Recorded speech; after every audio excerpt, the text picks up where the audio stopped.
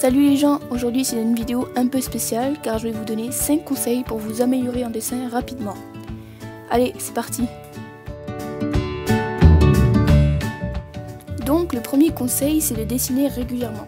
C'est sûr que c'est une clé parce que dans tout, quand on arrête de faire une activité quelconque, c'est sûr que ça va être dur de reprendre après.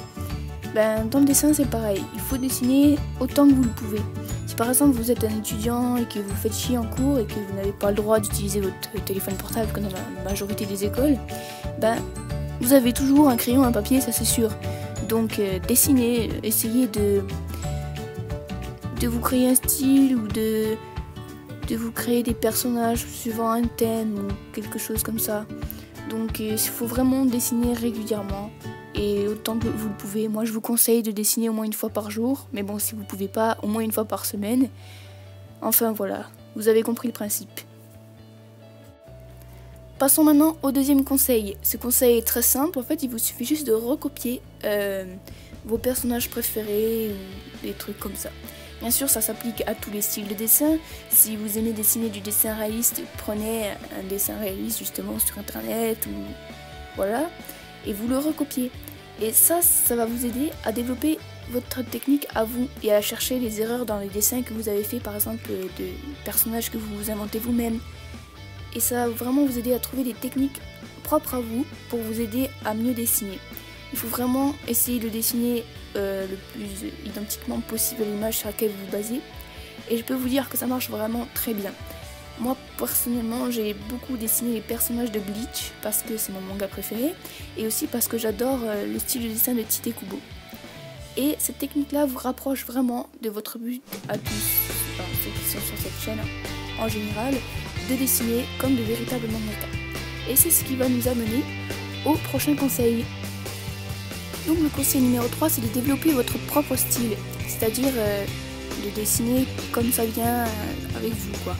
Donc c'est très simple de les développer, vous prenez par exemple vos personnages préférés et vous essayez de les recopier sans modèle. Donc ça va vous permettre de développer votre propre style. Et au fil du temps vous allez voir que vos personnages auront tous des caractéristiques en commun au niveau du dessin et ça va être votre style. Donc ça va vraiment vous aider pour dessiner plus facilement et surtout pour ceux qui veulent créer leur propre personnage. Donc voilà, passons au prochain conseil. Maintenant le quatrième conseil, c'est très simple, il vous suffit juste d'observer tout ce qui vous entoure en fait. Regardez par exemple les ombrages sur la tête des gens que vous croisez tous les jours dans les couloirs de votre entreprise ou de votre école.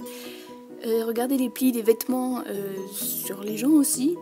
Regardez par exemple dans les films les ombrages que vous voyez sur les acteurs et dans les mangas aussi, dans les mangas que ce soit en papier ou en animé.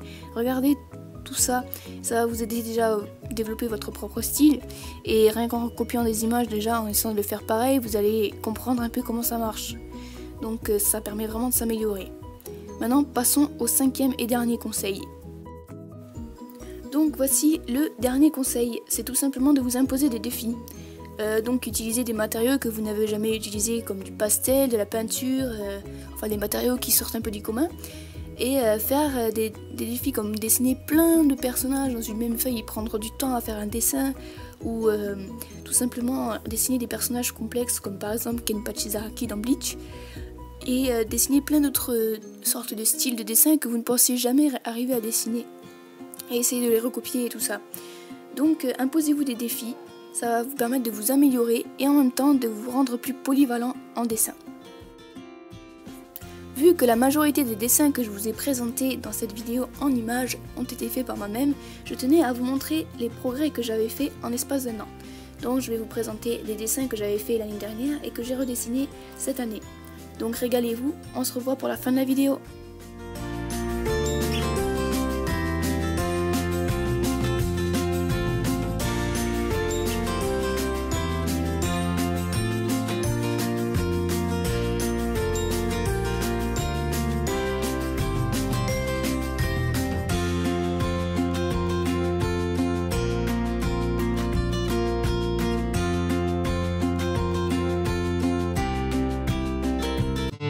Voilà, c'est déjà la fin de cette vidéo. J'espère qu'elle vous a plu. Si c'est le cas, n'hésitez pas à vous abonner et à liker.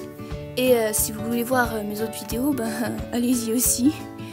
Et je suis très contente, merci beaucoup parce qu'il y a déjà 50 vues sur une de mes vidéos. Je sais que c'est pas beaucoup, mais il y a personne qui me connaît pour l'instant, alors ça fait très plaisir. Et si vous avez aussi des commentaires ou des choses à me demander, n'hésitez pas non plus à m'écrire des commentaires. Alors sayonara pour une prochaine vidéo.